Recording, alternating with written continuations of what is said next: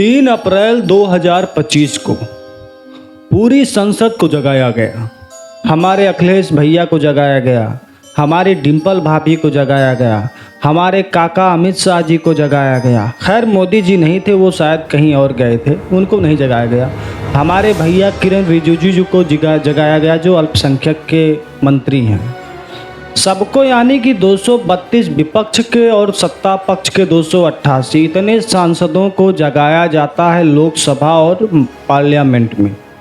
क्यों जगाया जाता है? क्योंकि वक्फ बिल जो है वो पास होने वाला था। इतनी जगाने के बाद रात 2 बजे वक्फ बिल जो है वो पास हो जाता है पार्लियामेंट से, संसद से।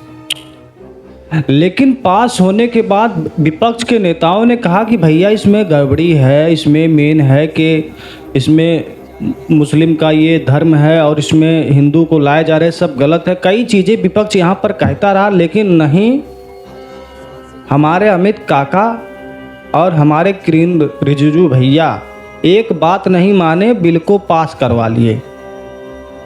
अब बिल को जब पास करवा लिए उसे दूसरे दिन राज्यसभा में सबको जगाया भैया, दादी काका चाची भैया भौजी जितने भी लोग मतलब रिश्ते में या फिर दूर से लगते होंगे, सबको जगह जगह के इस पर चर्चा करवाया और फिर वक्फ बोर्ड पास हो गया।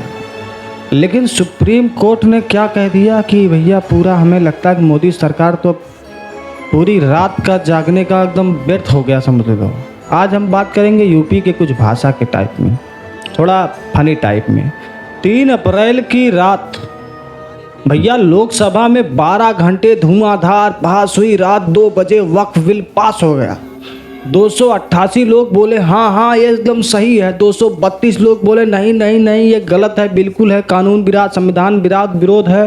तो ये है जब सरकार रात में आंख मलते मलते इस बिल को पास करवा सकती है तो सुप्रीम कोर्ट जो पूछ रहा उसका जवाब काहे नहीं दे सकती? स्टे नहीं किया है। जो भारत सरकार के सॉलिसिटर जनरल है उन्होंने अपना स्टेटमेंट दिया है कि अगली तारीख तक न तो काउंसिल में न वक्फ बोर्ड में कोई अपॉइंटमेंट जो संशोधित कानून है उसके अनुसार किया जाएगा।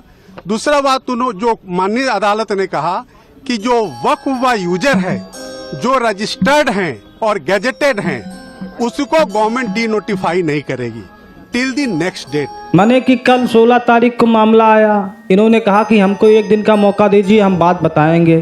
फिर दूसरा दिन मौका आया, उस दिन कह रहे हैं कि नहीं हमें अब 7 दिन का मौका दे दीजिए। तो जब इतना मौका आपको एक जवाब देने में लग रहा है तो इतने रात को जगा के ये बिल पास करने का क्या मतलब निकला? और 288 सांसदों ने पास किया तो कोई तो मतलब होगा। तो एक छोटा सा सवाल का जवाब काहे नहीं दे पा रही है मोदी सरकार?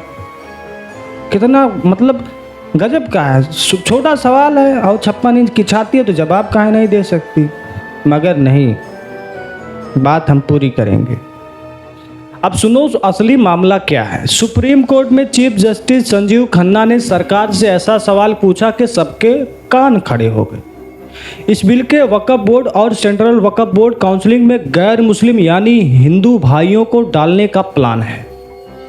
जस्टिस साहब बोले अच्छा तुम वक्फ बोर्ड में हिंदू डाल रहे हो अगर तो डालो, कोई बात नहीं, लेकिन अब बताओ कि जब हिंदू का तिरुपति मंदिर, राम मंदिर या हिंदू के किसी भी मंदिर के ट्रस्ट में मुस्लिम को डालोगे, कोई मुस्लिम का चेहरा होगा? ये सवाल है था। सुप्रीम कोर्ट के जज साहब साफ साफ बोलो भैया, ये सवाल तो ऐसा था कि जैसे लखनऊ की गली में कोई बोले तू मेरे इमाम बाड़े में घुसा तो मैं तेरे मंदिर में काहे ना जाऊं। ये मामला चल रहा है। सरकार वकील चुप, जवाब नहीं दे पाए। अब ये बताओ भैया कि सरकार की मंशा का थी एकरे पीछे?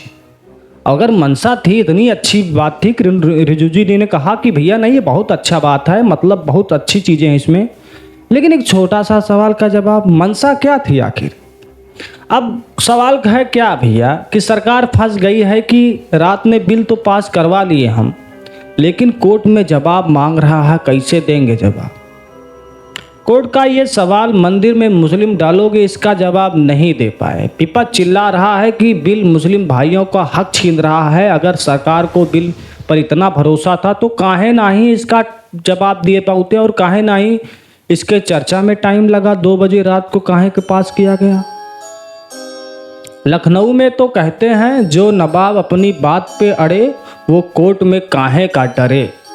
लखनऊ है। क्या सरकार को डर है कि कोर्ट में पोल खुल जाएगी या फिर वकील का चक्कर है? और ये हिंदू मुस्लिम वाला सवाल, क्या ये सरकार दोहरा पैंतरा तो नहीं दिखा रही है कि उनके साथ ऐसा आपके साथ ऐसा? तो भाइयों, ये था वक्फ बोर्ड का पूरा मामला और इसको हम कॉमेडी फनी में थोड़ा बताने की कोशिश इसलिए किए कि क्योंकि आप खुद सोचिए, वैसे कुछ लोग हो सकता है हमारी बातों का बुरा मान जाएं, लेकिन वही लोग मानेंगे जो किसी खास विचारधारा से जुड़े होंगे।